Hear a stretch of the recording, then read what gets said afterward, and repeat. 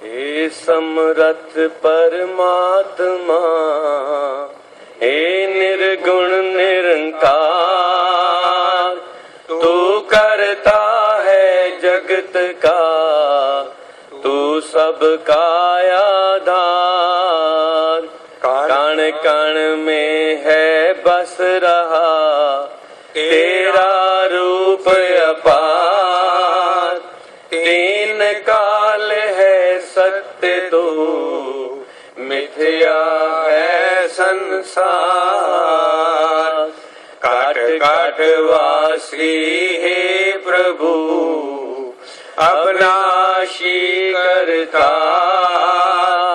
दया से तेरी हो सभी, भव सागर से पार।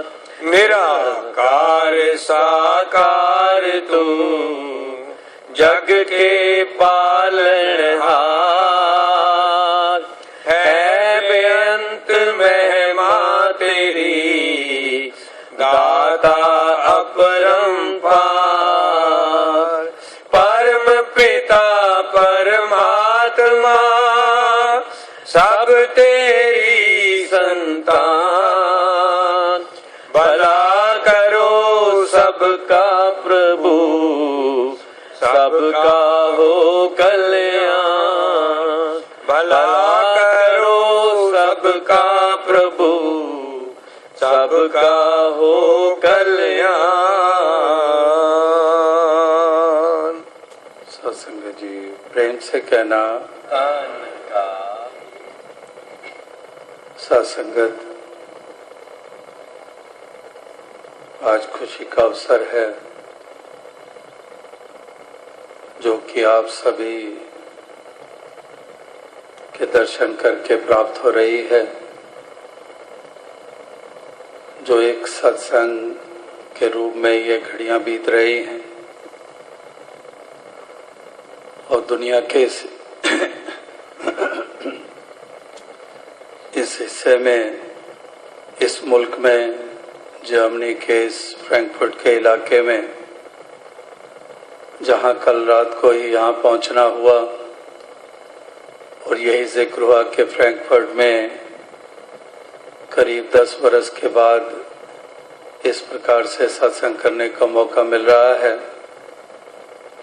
यूं तो साल 2 साल बाद कहीं ना कहीं यूरोप में आने के मौके मिलते आ रहे हैं, लेकिन इस बार करीब 2 हफ्ते पहले ही इस तरफ आने का ध्यान बना और ये थोड़े से अरसे में ही ये सारी तैयारियां हुई। और आप सभी जानते हैं कि इन कंट्रीज में जुलाई अगस्त में वेकेशंस चल रही होती हैं स्टूडेंट्स की, और अक्सर लॉन्ग टर्म पहले से ही प्लानिंग हो जाती है कि छुट्टियों में कहीं इंडिया जाना है या कहीं और वेकेशन पे जाना है या किसी और रिस्पॉन्सिबिलिटी को फुलफिल करना है। तो इसलिए केवल 10-12 दिन पहले कोई सूचना मिले तो बहुत इस प्रकार से वंचित भी रह जाते हैं।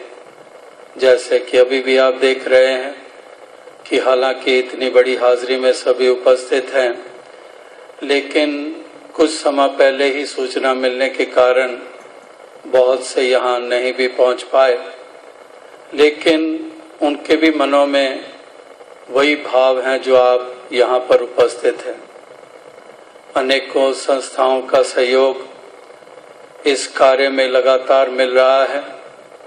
जैसे कि आज भी आपने उन जमात, उन सज्जनों को श्रवण किया जो कि बिल्कुल ही वही उसूल हैं जिस पे मिशन चलने का प्रयास कर रहा है, और वही उसूल मानवता के, इंसानियत के, खुलूस के, जो एक इंसान का म्यार ऊंचा हो, इस धरती को सजा संवरा सा रूप मिले, तो वही एक भाव लिए हुए सभी यहाँ पर आप उपस्थित हैं।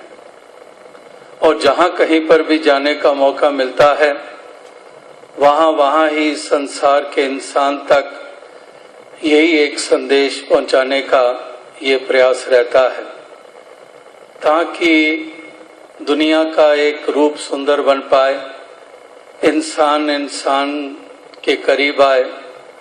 ये मज़हब मिल्लत की दीवारें, ये जाति पाति की दीवारें, ये रंग नस्ल प्रांतों और मुल्कों की दीवारें जिन्होंने आज तक इंसान को बांटा है, ये दीवारें गिरें और इंसान एकता के सूत्र में बंध जाएं, एक दूसरे के हितैषी, एक दूसरे का दुख हरने वाले, एक दूसरे को खुशी देने वाले। तो यही एक महापुरुष संत जनों की देन इस संसार भर के इंसानों को ये युगों युगों से रही है। चाहे कोई सा भी युग हजारों बरस पहले की बात कर लें या कोई हम कुछ सदियों पहले की बात कर लें या फिर हम वर्तमान के दौर को देख लें, जो मानवता इंसानियत के रास्ते पे चलता आ रहा है उसने ही इस दुनिया को एक सुंदर रूप दिया है। जैसे सूरज ने ही उजाला दिया है, रात्रि ने अंधेरा ही दिया है हमें, मानवता की डगर पर चलने वालों ने ही राहत दी है, दानवता के रास्ते पे चलने वालों ने ही कलह कलेश मचाए हैं। तो इंसानों को सोचने और समझने की ताकत मालिक ने बख्शी है, तो इंसान ने ही चुनना है, चयन करना है। चॉइस इज योर्स, जैसे कहा जाता है कि ये चुनना है इंसान ने कि उसने उजाले का रूप खुद भी बनना है और औरों के जीवन में भी उजाला करना है, या खुद भी अंधकार में भटकना है और औरों का भी जीवन अंधकार में बनाना है। राहत की सांस ले पाए सभी, ये देन देनी है या कि घुटन भरा वातावरण दुनिया को देना है। जुबान की कड़वाहट हो या मीठे वाणी हो, उजाड़ना है या बसाना है, दिलों को दुखाना है या मरहम का रूप बनना है। तो इंसान ने चुनना है और सोचने समझने की ताकत दी है मालिक ने, लेकिन एक ऐसी नादानी, एक ऐसा पर्दा सा इसकी मत के ऊपर छा जाता है, एक ऐसा अंधकार इसको घेर लेता है कि ये रास्ता फिर सही ना चुनकर गलत रास्ता चुनता है और उसी बहाव में बहता हुआ ये अपना और औरों का नुकसान ये किए चले जाता है। तो आज भी इस सत्संग में जो एक भाव आपने श्रवण किए वो सभी इसी की ओर हमें अग्रसर कर रहे थे कि चाहे वो टीचिंग्स लॉर्ड जीसस क्राइस्ट की हों, चाहे वो राम जी की हों, भगवान कृष्ण की हों, हजरत मोहम्मद साहब की हों, श्री गुरु नानक देव जी महाराज की हों, वो वाणी चाहे रविदास जी की हो या कबीर जी की हो या मीराबाई की हो, वो तुकाराम जी की हो या नामदेव जी की हो, वो किसी भी घट से ये एक पैगाम, ये रोशनी संसार को मिली समय समय के ऊपर, वो मुबारक है। वो मुबारक इसलिए है कि उसी में सबका हित छिपा हुआ है। वो मुबारक है उनका आना भी, मुबारक है उनका संसार में ये सुंदर योगदान देना भी, मुबारक है कि उनसे प्रेरणाएं आज भी ली जा रही है। तो जो मार्ग, जो रास्ता महापुरुषों ने, वलियों, गुरु, पीर, पैगंबरों ने दर्शाया है, उस मार्ग पर चलने की जरूरत है। हवा तो हम ले रहे हैं, सांस ले रहे हैं, आग का इस्तेमाल कर रहे हैं, वैसे ही हम 5 तत्व के बने हुए पुतले, जहां ये हमारा जो रूप ये तत्वों के रूप में है जिस्मानी, इस लिहाज से देखें या कुदरत के लिहाज से शरीर को जो जरूरियात है उसकी पूर्तियां तो हो रही हैं, लेकिन एक स्थान पर एक रूप में जो कमजोरी सी रह गई है उसकी पूर्ति नहीं हो पा रही है, उसकी तरफ ध्यान नहीं जा रहा है, उसकी तरफ इंसान वो सजग नहीं है। जैसे थोड़ी सी भी सांस लेने में दिक्कत आए, सांस उखड़ने लगे तो एकदम से बेचैन हो जाते हैं हम कि सांस रुक रही है, एकदम से हमारी वो एफर्ट शुरू हो जाती है, डीप ब्रीदिंग शुरू कर देते हैं या किसी और साधन की जरूरत का सहारा लेने लग पड़ते हैं, क्योंकि we feel that there is possibility of something is lacking and we try to make it up. अगर पेट में भूख लगनी शुरू हो गई है तो उस अभाव को पूरा करने के लिए हम जतनशील हो जाते हैं कि कुछ भी मिल जाए, कोई कुकी ही मिल जाए, कोई मंच कर लूं, थोड़ा सा ही मुख में चला जाए, क्योंकि अंदर एक भूख सता रही है। तो इस तरह से देखें कि 5 तत्वों के हिसाब से जो हमारा शरीर है इसमें जरा सा भी कोई कमी पेशी होती है, उसका पूरा करने के लिए हम जागरूक भी हो जाते हैं, सजग भी हो जाते हैं और उसके लिए जतन भी करने लग पड़ते हैं, उपराले एफर्ट्स भी करने लग पड़ते हैं। लेकिन ये एक ऐसा सूक्ष्म सा सिलसिला है कि एक इतना बड़ा अभाव है इस आत्मा के लिए परमात्मा के रूप में, इतना बड़ा अभाव है इस मन में इस नेकी का, एक प्यार का, एक खलूस का, ये इतनी बड़ी कमी है और इंसान ऐसा है कि महसूस ही नहीं करता है कि इतनी बड़ी कमी है इसके जीवन में। दुनियावी कोई कमी है, अखरती है, 1 मिनट में अखरती है, लेकिन जिस पे ऊपर सारा दारोमदार लोक और परलोक का टिका हुआ है वो इंसान को कमी महसूस ही नहीं होती है। बस खाओ पियो मौज मेले करो, एक बार ही तो जीना है, अय्याशियां कर लो, जो मर्जी कर लो, दूसरों का शोषण कर लो, एक्सप्लॉइट कर लो, हमारे में ताकत है, हमें कोई पूछने वाला नहीं, 1000 लाख बंदे इकट्ठा कर लेंगे, चाहे गलत भी करें उनको दबा लेंगे जो सही हैं।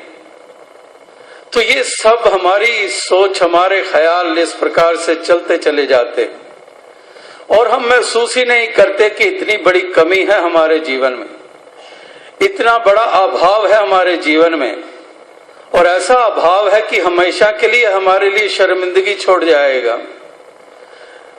और हरी इस अल्लाह की निगाह में, इसकी दरगाह में भी हमें लानत और दुत्कार मिलने के सिवाय और कुछ हमारे पल्ले आने वाला नहीं। भूल जाएं कि जन्नत नसीब होगी, भूल जाएगी कि स्वर्ग के दरवाजे खुल जाएंगे, भूल जाएं कि हम बड़े ऊंचे स्थान पर बैठे होंगे। नहीं, ये तमाम स्क्रिप्चर्स, ये तमाम धर्म ग्रंथ, ये तमाम वली गुरु पीर पैगंबरों की वाणी, ये कब से हमें चेतन कर रही है, ये कब से हमें सुचेत कर रही है कि ये इंसान तेरे गलत ख्याल है, ये अज्ञानता के अंतर्गत तेरी सोच है। अगर तू ऐसा सोच रहा है, अगर ये कमी की पूर्ति ना हुई, जो तेरे जीवन में जो कमी है वो अगर बरकरार रही तो ये भूल जा। अगर अंधेरा तेरा अंधकार दूर नहीं हुआ तो भूल जा। अगर दानत और शैतानियत वाली फितरत तूने नहीं तजी तो भूल जा। अगर अभी भी तू दूसरों को लूटने और दूसरों के हक को छीनने में यकीन कर रहा है तो भूल जा। अगर अभी भी तू दूसरों को आंसू देकर खुशी मनाता है, जश्न मनाता है तो भूल जा कि तेरा रुतबा ऊंचा है, तेरा कोई म्यार ऊंचा है, या फिर तू इंसान कहलाने का भी हकदार है, वो भी हक तूने खो दिया है। हकदार है इंसान कहलाने का अगर वाकई ही तूने वो कदम उठा लिए हैं, अगर वो लौ जगा ली है, अगर वो वास्तविकता में तूने वो नाता जोड़ लिया है, सच को आधार बना लिया है, इस अल्लाह को हृदय में बसा लिया है, इस राम, इस निराकार, इस अकाल पुरख, इस परमात्मा का एहसास कदम कदम के ऊपर है तुझे, और इंसानों के प्रति हित का भाव जागा है, तो फिर ये तुझे तसल्ली मिल जाए कि वाकई ही तेरी शुमार उनमें नहीं है जो पहले प्रकार के लोग हैं। और फिर तू इस पहलू को और मजबूत आए दिन करता चला जा, जिस पहलू की अहमियत ये युगों युगों से ये मानी गई है। इस पहलू को फिर तू हर सांस, हर पल, हर दिन, हर पहर इसको ही मजबूत करने में लग जा, इसको कमजोर ना होने दे। अगर आज कुछ बेहतरी तेरे जीवन में आई है तो वो शॉर्ट लिव्ड ना हो कि आज है तो कल को तो नजर ही नहीं आ रही है, आज तो कल तो देखा था बड़ा मीठा है, आज तो इतना कड़वा है, कल तो इतना विनम्र था, आज तो इतना अहंकारी है, कल तो ये सबका भला मांग रहा था और आज खुद ही नुकसान करने के लिए उतर आया है।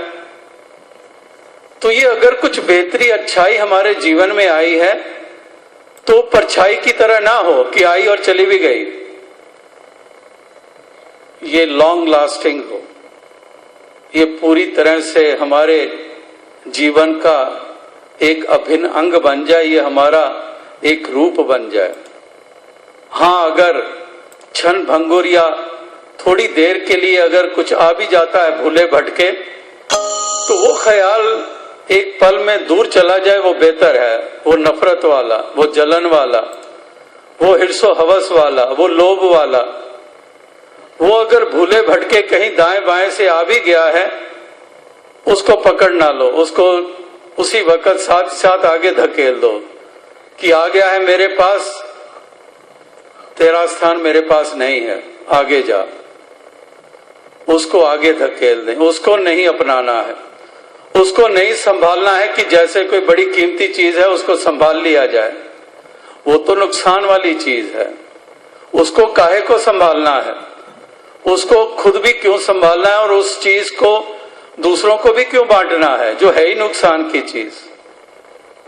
संभाले भी वही, बांटे भी वही जो लाभ देने वाली है, जो हमारे जीवन में आनंद लाने वाली है, जो हमारे प्रति सत्कार बढ़ाने वाली है, जो हमारा मुख उजला करने वाली है, जो लोक और परलोक में हमें शाबाशी दिलाने वाली है। उस भाव, उन उसूलों को हम अपना लें और परिपक्व कर लें अपने जीवन में। यही महापुरुष संत जन गुरु पीर पैगंबरों ने चाहा है, यही उन्होंने संदेश दिए हैं, यही पैगाम दिए हैं। और अगर फिर भी इंसान इसकी अनसुनी कर रहा है तो वो खुद उसने चुन लिया अपना नुकसान करना, क्योंकि जैसे पहले कहा कि चॉइस इज योर्स, खुद उसने चुन लिया अपना नुकसान करना। और जब खुद ही नुकसान करना चुन लिया है तो नुकसान तो फिर उठाएगा, लेकिन दूसरी तरफ गुरु पीर पैगंबरों की तरफ देखें कि वो ये भी नहीं बर्दाश्त करते कि दूसरे खुद क्यों चुनते हैं अपना नुकसान करना, इनको मति मिले, इनको सुमति मिले। ठीक है, ये अपना नुकसान कर रहे हैं, मेरा क्या जाएगा। तो जो वाकई हितकारी होते हैं वो ये भी नहीं बर्दाश्त करते हैं कि आखिर ये क्यों अपना नुकसान कर रहे हैं, क्यों ये डूबने के साधन जुटा रहे हैं। इसीलिए उन्होंने कितना कुछ अपना भी दाव पे लगा दिया, कितने जुल्म और सितम सह डाले, कितने कहर हुए उनके ऊपर, कितनी बदनामियां समाज और ऐसे लोगों ने उनकी करने की कोशिशें की। रास्ते में एक पत्थर और रुकावटें बनने की कोशिशें की, लेकिन वो परोपकार वाले, हितकारी सारे संसार का भला मांगने और चाहने वाले, वो फिर भी ये देन देते चले गए। तो आज भी ऐसे योगदानों की अहमियत का एहसास ये हर किसी को रहे, ताकि वर्तमान पे जीने वालों ने ही ये देन देनी है। जो हो गुजरे हैं उनको अब क्या कहेंगे। वो अच्छे थे, नेक थे, मंजिल पे पहुंच चुके थे, पहुंच गए। जिन्होंने नहीं मानवता का रास्ता चुना, दानव बने रहे, अब उनका क्या हो सकता है। वर्तमान में हम जी रहे हैं, जिनके ये श्वास चल रहे हैं, संभाल समय की हमने करनी है, जीवन की चाल को हमने संभालना है, हम जो वर्तमान में जी रहे हैं। इसीलिए बार बार कहा जाता है कि live in the present, learn from the past. We have to learn from the past, but we have to live in the present in such a way that future is also bright. लेकिन अक्सर हम वर्तमान की अनदेखी इस कदर कर देते हैं, नादान बने रहते हैं। ना हम अतीत, ना हम हो गुजरे समय से सीखते हैं, ना ही हम वर्तमान की संभाल करते हैं। तो भविष्य कैसा होगा ये हम समझ ही सकते हैं। इसलिए कल हो या आज हो या आने वाला कल हो, इन सब की एक महत्ता इसी में छिपी हुई है कि इंसान इस प्रकार से जागरूक हो जाए, इस प्रकार से इसी मति को धारण करके इस जीवन के सफर को तय कर लें, ताकि इस लोक में, इस जीवन काल में ही इनको वो रुतबा मिल जाए। जैसे ये कहावत मशहूर है, you cannot enter the heaven if heaven doesn't enter you.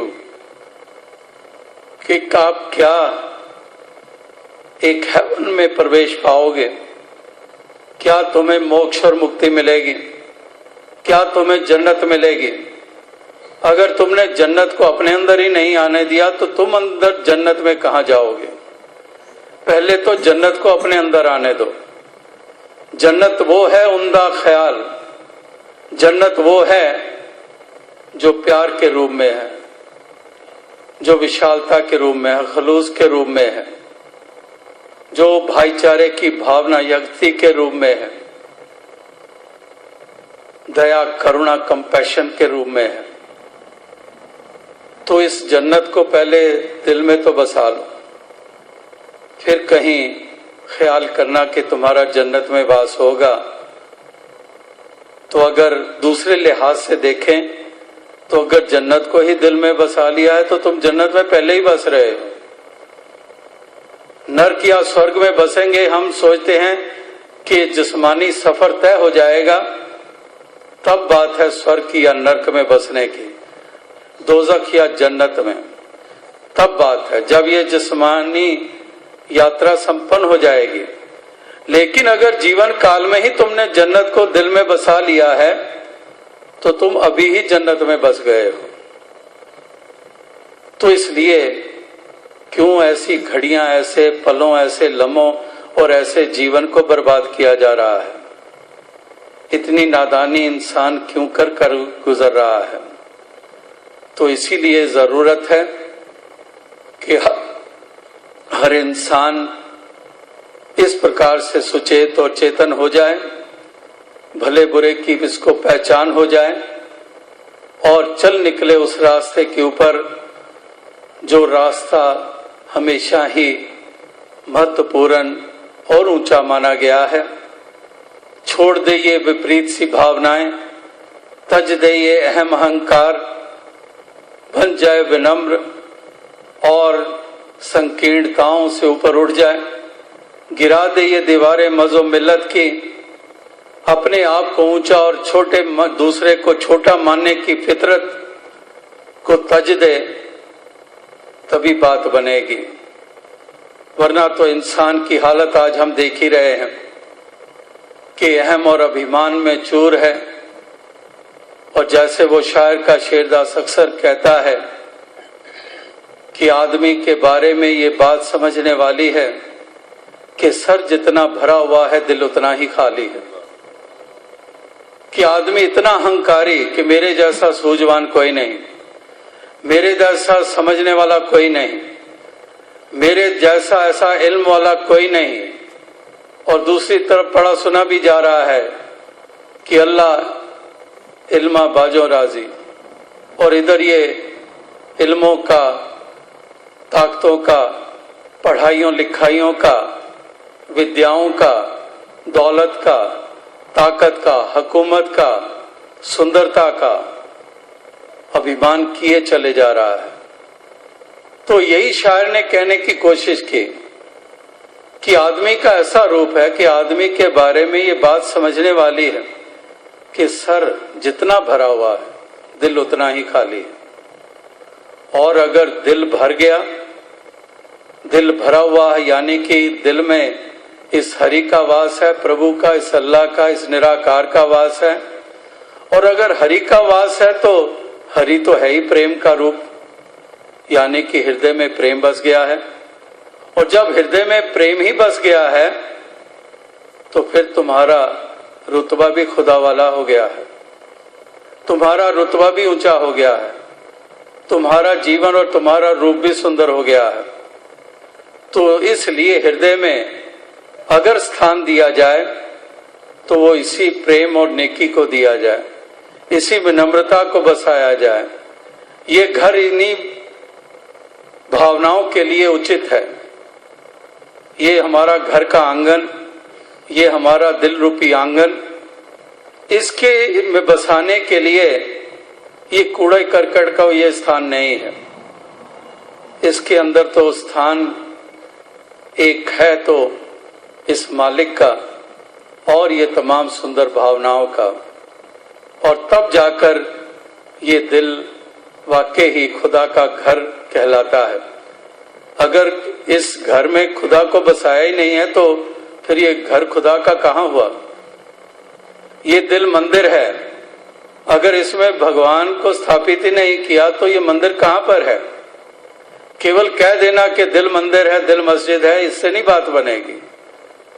दिल को मंदिर बनाना होगा, दिल को मस्जिद बनाना होगा, दिल में इस अल्लाह, इस राम को, इस खुदा को बसाना होगा।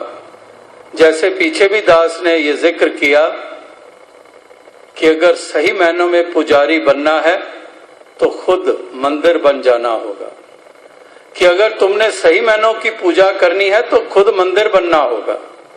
इससे कम बात बनने वाली नहीं है।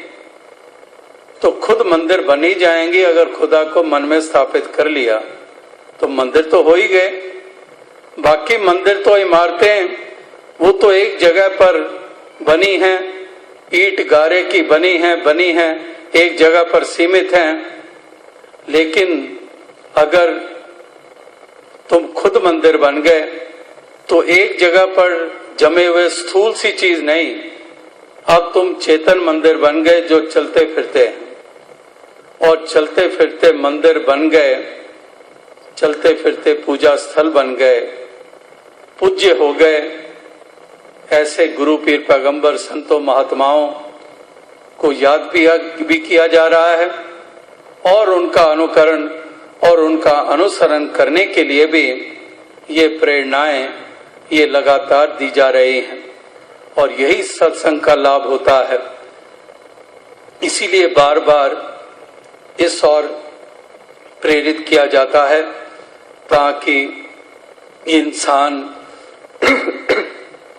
इस समय की संभाल करें और अपने इस जीवन को भी सुंदर रूप दें और धरती को भी सजाने संवारने में ऐसा एक महत्वपूर्ण ये योगदान दें। तो दास ज्यादा और शब्दों का इस्तेमाल नहीं करेगा, क्योंकि आप देख ही रहे हैं कि 2-2.5 घंटे से यहाँ पर वाणी का इस्तेमाल किया गया और ऐसे उत्तम भाव आपने गीत, कविता, व्याख्यान के रूप में श्रवण किए, चाहे वो इटालियन, चाहे स्पेनिश, चाहे डॉइच, चाहे वो इंग्लिश, चाहे पंजाबी, चाहे संस्कृत, चाहे किसी भाषा में भी आपने भाव श्रवण किए तो वो सब के सब यही पहलू दर्शा रहे थे, जिस लड़ी को दास ने कुछ और आगे बढ़ाया है। और इसलिए शब्दों का सिलसिला तो ऐसा है, वो चलते ही रह सकते हैं, लेकिन फिर भी एक समय की मर्यादा को ध्यान में रखते हुए और अधिक दास शब्दों का इस्तेमाल नहीं करेगा और अंत में फिर से अपनी खुशी जाहिर करेगा जो यहाँ आकर आप सभी के दर्शन करके आपके साथ ये समा बिताकर ये मिल रही है। और जैसे दास ने कहा कि लंबे अरसे के बाद जर्मनी के इस फ्रैंकफर्ट के इलाके में ये सत्संग करने का अवसर, ये मौका ये प्राप्त हुआ है।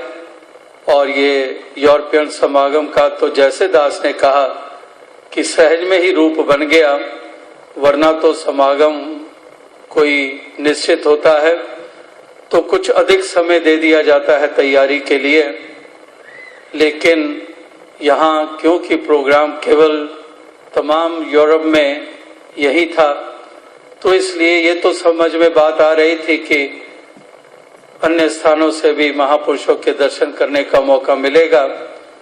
और जो जो दिन बीते चले गए तो संदेश मिलने शुरू हो गए कि क्यों ना हम इसको समागम का ही नाम दे दें।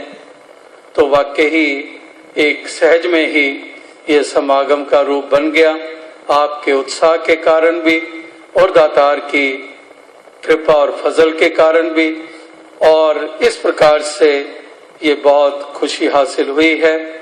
तो बाकी हिंदुस्तान से चलने के वक्त सभी ने आप सभी को अपनी शुभकामनाएं दी हैं और यही कहा है कि हर मुल्क में रहने वाले भक्तजन जो सत्संग के साथ जुड़े हुए हैं, जिन्होंने ये इलाही दात को पाया हुआ है, उनको हमारी धन्यकार, और हर मुल्क में हर रहने वाले बाशिंदे को भी हमारी शुभकामनाएं, हमारी वेल विशेस और हमारी प्रेयर्स कि जिस मुल्क में भी कोई रहता है वहाँ ही अमन हो, शांति हो, भाईचारा हो और सभी मिलजुल कर इस जीवन के सफर को तय करें एकता के सूत्र में बंधकर। तो इन्हीं चंद शब्दों के साथ दास आपसे इजाजत चाहेगा और कल फिर रवानगी है और ये यात्रा काफी स्थानों पे जाने की निश्चित हुई है। तो दातार कृपा करे कि इसी प्रकार से एक सुंदर समय बीते और सुंदर भावनाओं से युक्त सभी के दर्शन करने का मौका मिले। साध संगत जी धन्यवाद। सतगुरु बाबा हरदेव सिंह जी महाराज की जय। तेरी ओट सहारा तेरा, तन मन कोल कुमावा, कहे अवतार तेरे ही दाता, दिन राती गुण गावा। एक तू ही निरंकार, एक तू ही निरंकार, तू ही निरंकार, एक तू ही निरंकार। मैं हाँ सदा पुल्लनहार, मैं हाँ सदा पुल्लनहार, सदा पुल्लनहार, मैं हाँ सदा पुल्लनहार। तू है दाता बख्शनहार, तू है दाता बख्शनहार,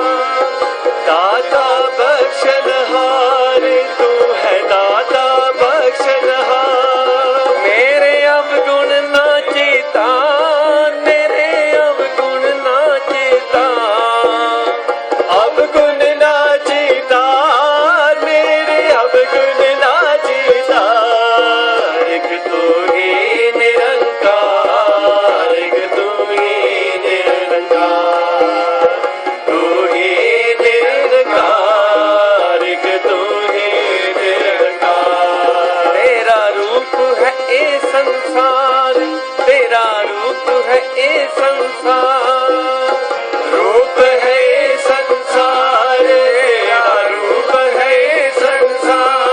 सबका भला करो करतार, सबका भला करो करतार, भला करो करतार, सबका भला करो करतार। मेरी मांग है दातार, मेरी मांग है ए दातार, मांग है दातार, मेरी मांग है दातार।